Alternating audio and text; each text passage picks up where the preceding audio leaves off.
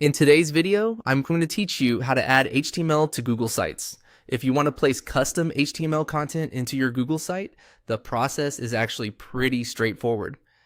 Google Sites gives you an embed option that lets you paste in code and display supported content directly on your page. This is useful if you want to add widgets, custom elements, or other web-based content without rebuilding it inside Google Sites manually. To get started, open your Google site and go to the page where you want the HTML to appear. Make sure you're in edit mode so you can make changes to the page layout. Once you're on the correct page, look over to the right-hand side of the editor for the insert options. From there, click embed. This opens the tool that allows you to add external content to your page. Google Sites usually gives you more than one way to embed something. So in this case, you'll want to choose the option for embed code. This is the area specifically designed for HTML or embed snippets. Now, paste your HTML into the code box. Before doing this, it's a good idea to quickly review your code and make sure it's complete and formatted properly.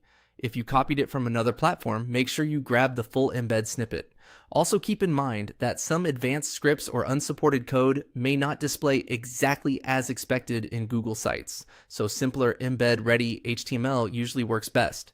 After pasting the code, click Next. Google Sites will then generate a preview of how that embedded content should appear on the page. This is a helpful moment to pause and check that everything looks right. If the preview doesn't display properly, you may need to go back and confirm that the HTML was pasted correctly. Once the preview looks good, click Insert. That will place the embedded HTML element onto your Google Sites page. After it appears on the page, you can usually resize or reposition the embedded block so it fits nicely with the rest of your layout. This helps keep your site looking clean and organized. And that's it. You've successfully added HTML to Google Sites.